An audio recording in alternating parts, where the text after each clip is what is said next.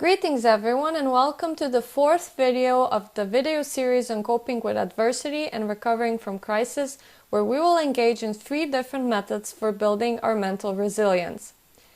We will start off as usual by defining what mental resilience is and carry on by looking into the 3 important things we need to know when talking about mental resilience. Then we will engage in 3 different strategies for building our mental resilience, upgrading our experience and knowledge from the previous video on managing adversity. At the very end of this video, I will give you a recommendation plan for practicing the 3 strategies we will engage in today. The equipment you will need for this video is a piece of paper, or preferably the downloadable worksheet number 4, and your smartphone, which I'm sure you have somewhere nearby already. And here we are with our next definition. I adapted this one from American Psychological Association so that it can be clear, understandable, and easy to remember. Mental resilience is a process of optimal adaptation in face of adversity and highly stressful events. So we talked about our stress response and its background. We engaged in some of the coping strategies for regulating our stress response. Then we talked about adversities that people can face in their lifetime and try to see the good our adversity brought to our own lives. And now we will engage in the process of optimal adaptation in times of stress and adversity. The first thing we need to know when we talk about mental resilience is that it not only involves recovery from hardships, but also opportunity for personal growth. If you remember, we talked about this in our previous video about adversity. We can basically say that mental resilience is one of the ways to strive for personal growth when facing hardships. Secondly, a common misconception when it comes to mental resilience is that it refers to resisting hardships or avoiding stressful situations at all costs. Rather than fighting or avoiding difficult situations, mental resilience is more about adapting to the new circumstances and developing flexibility in times of adversity. If we take the situation with COVID-19 as an example once again, one of the biggest difficulties after health vulnerability and survival was business. Lots of companies have either shut down or fired most of their employees. And lots of them ceased to operate in the time of lockdown. And then again, lots of them were flexible and engaged in developing an online method for providing their services, or simply in marketing their business online in case providing services or products online wasn't possible. Even sectors which are based on physical human presence could do that. For example, a dancing teacher could have dancing lessons through Zoom or create video lessons on YouTube for promotion. Same as a hairdresser could have invested time in making short videos on how to style your hair during lockdown or nurture it with homemade masks, etc. If we forget about the pandemic a moment and take another example, an athlete who had to end his or her career due to injury could adapt to the situation by finding a new purpose, maybe getting a coaching license. If you go through a bad breakup or divorce, you get a chance to find someone better for yourself and engage in helping others who have gone through the same situation. If you lose your job and reach rock bottom, money-wise, and feel like it's impossible for it to get any better, you get the chance to pull yourself back to your feet and prove yourself wrong. Of course, none of this is easy, and there is no shortcut for these and other difficult situations we might find ourselves in. More often than not, it takes time to heal from adversities. However, what people usually want is an easy fix, and that can lead to using strategies which can be damaging long term. On the other hand, if we train our mental resilience, it will be something that will have our backs in a variety of hardships we face in life. And that leads us to the third thing that we need to be aware of. As much as some people already obtain characteristics that help them build on their mental resilience, the fact is that mental resilience can be acquired by anyone through deliberate practice. In its essence, mental resilience is not a trait, but a skill that can be developed. And you can find all of the 3 things mentioned within the definition we provided previously. Mental resilience is a process that can be trained in order to personally grow and be flexible when facing hardships. And now let's go straight to the exercises. One of the most powerful ways to level up your mental resilience is to build a network of people around you that you can lean on in difficult times. So the first thing I would like you to do is to take a sheet of paper or the downloadable worksheet and think about 7 people that you feel you can rely on in most difficult times. They can be family members, friends, other people that are close to you, or maybe colleagues, business partners, and so on. Then pick 3 of those 7 that you've been in touch the least lately and send them a thank you text, or if you don't feel like doing that, just send them a text to check up on them or whatever you want basically. I do recommend a thank you text, as the best way to nurture your relationship with someone is through showing appreciation to that person. Moreover, gratitude is one of the emotions you want to trigger often within yourself to lower your stress levels. We will get back to that in one of the videos to come in this series. Lastly, I want you to send something funny, a meme, gif, picture, joke, whatever you can think of, be creative, to the rest of them. Humor is also an important asset of our mental resilience, as it increases our well-being and trains our brain to focus and engage in positive resources. As such, it can be a significant connection fuel if we actually engage in it at least every now and then. I know sending funny texts is something you do spontaneously, but what happens is that we usually do that with certain people, so we need to deliberately practice it at other times with others, if we want to reap the benefits of humorous interaction in building our mental resilience, of course. So list 7 people you can count on when in distress, pick 3 you haven't heard from in a while, send them a thank you text, and then send something funny to the other 4 individuals from the list. It can be the same funny text, as you will have only 3 minutes for this activity.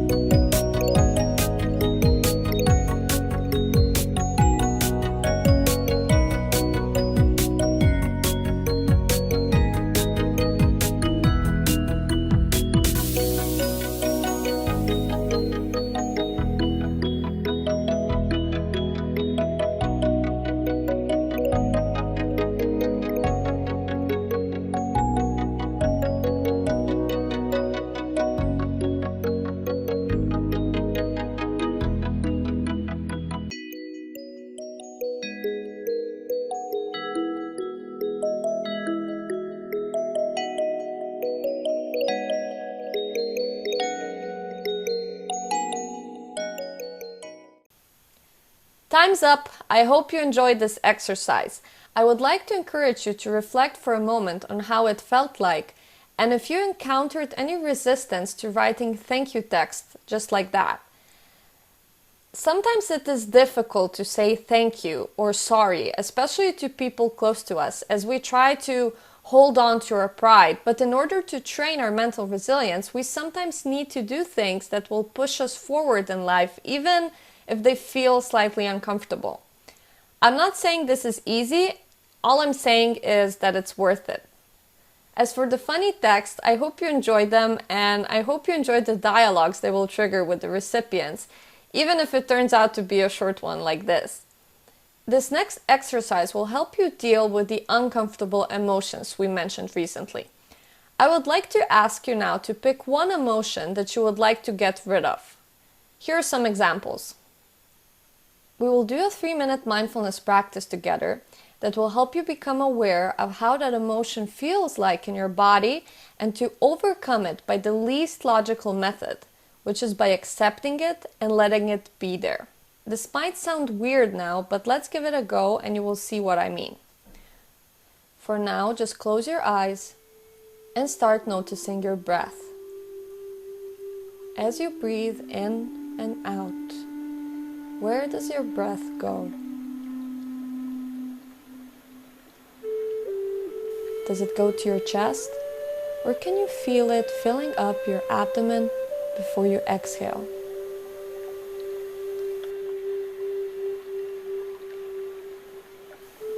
Just observe it without trying to force anything.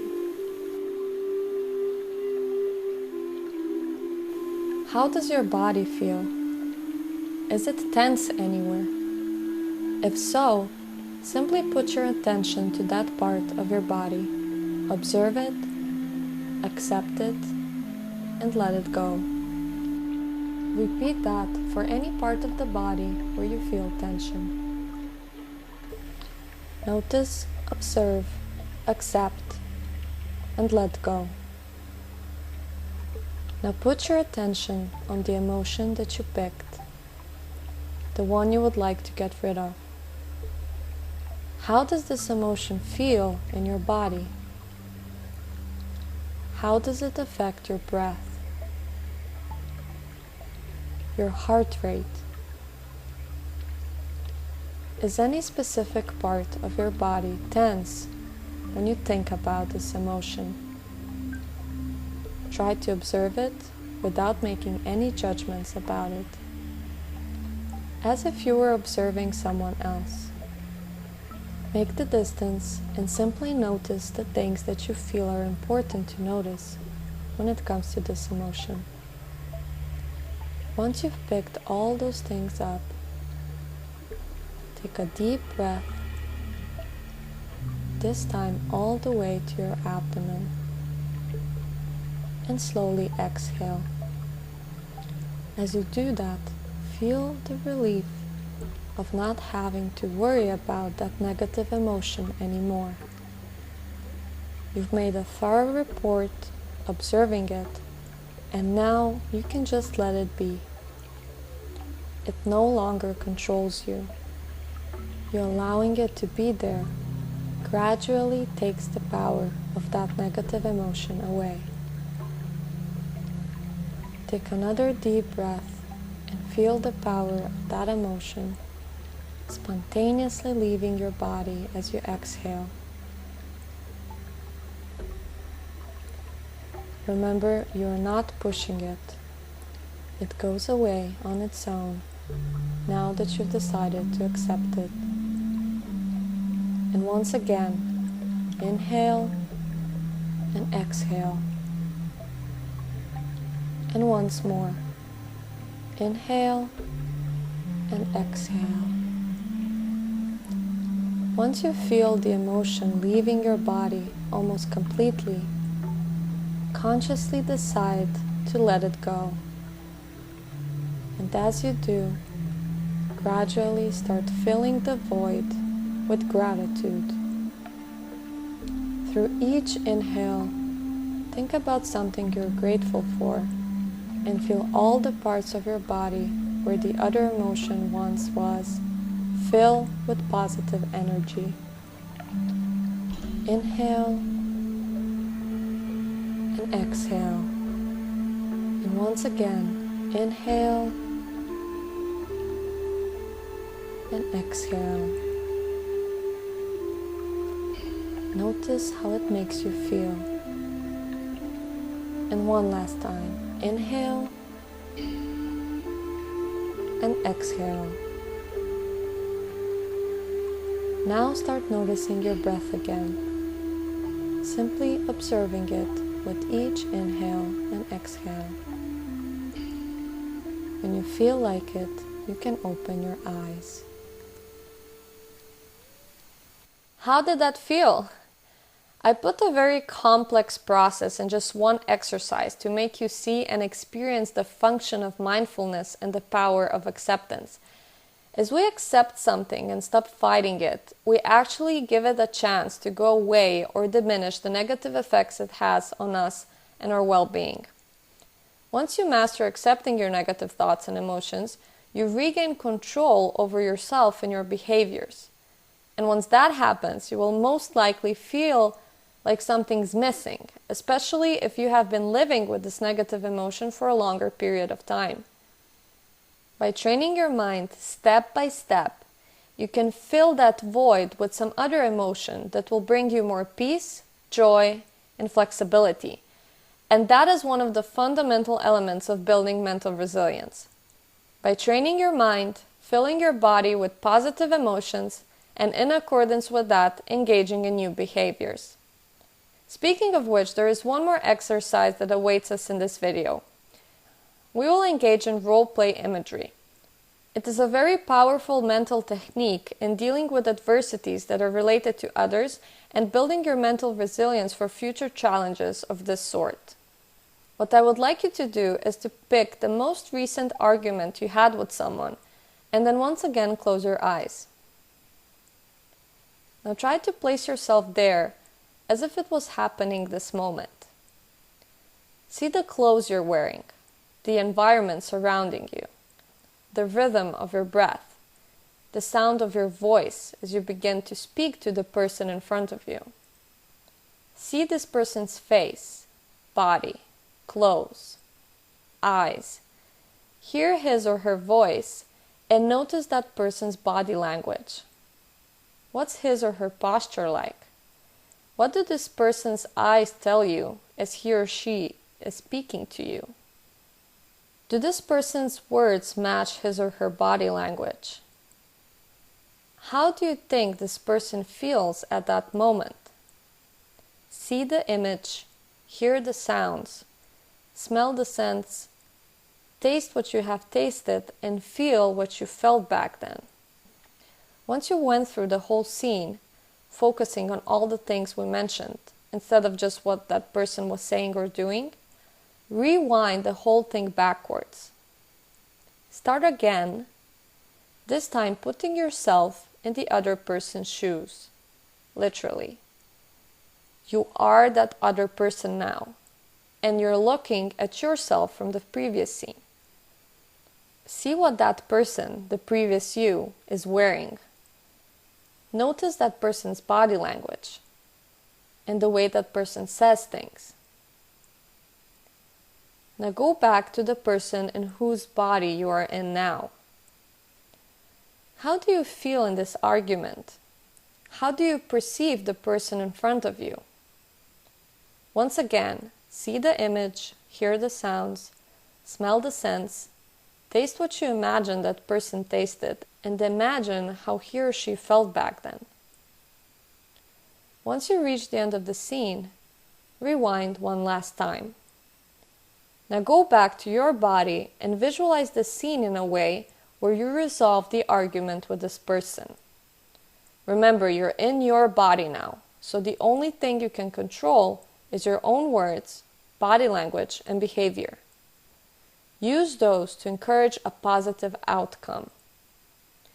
What do you say this time? What's your body language like? Which behaviors do you engage in? And once you've finished, you can open your eyes. How do you feel now after doing this exercise? Do you feel like you would handle the same type of argument better next time? Of course, you need to realize that the focusing on how that other person is wrong and how it is impossible to reason with him or her, these types of exercises won't help much, unless you decide to try and see things from this other person's perspective. Logically, we can only guess what's in someone else's head, and even if we ask and that person sincerely explains it to us, we will get closer, but we will never have that exact picture. Luckily, we have our imagination, and by practicing such exercises as visualization, we can take the time necessary to reflect on ourselves and the other person, and pick up the things that we might do differently the next time a similar argument arises with that person, or maybe even with other person and in some other context. In every specific situation, there is something that you can take away and use somewhere else. An important thing to note here is that the juice of this exercise comes after it, when you open your eyes and reflect on the things you notice during the exercise. So I would encourage you to take a look at the questions provided on the downloadable worksheet that will lead you throughout the reflection. Before you get to that, let's just do a quick recap on this video. To summarize the content of this video, we started off by clearing out what mental resilience represents and put the spotlight on 3 most important things we need to know when talking about mental resilience. That it does not only refer to bouncing back from adversity, but also to being able to take a hold of the potential opportunities for personal development in the process. That it is not about resistance, but rather flexibility and being able to adapt to the changes we are presented with. And finally, that it is a skill we can obtain with mental training, rather than a gift we were born with and that forms a part of our personality. Then we took the first step to building our mental resilience by nurturing our connections with important others and sparkling some gratitude and humor on top of it. The second step was to strengthen our mental resilience by working on our emotional well-being by engaging in mindfulness and acceptance practice. And the third step was to try out a powerful exercise for leveling up our mental resilience when it comes to facing stressful situations in relation to other individuals. I will leave you with a final tip of how often to use these strategies to continuously build up your mental resilience at the end of this video. I will be looking forward to seeing you next time when we will look at the topic of recovering from crisis. Thank you and see you soon.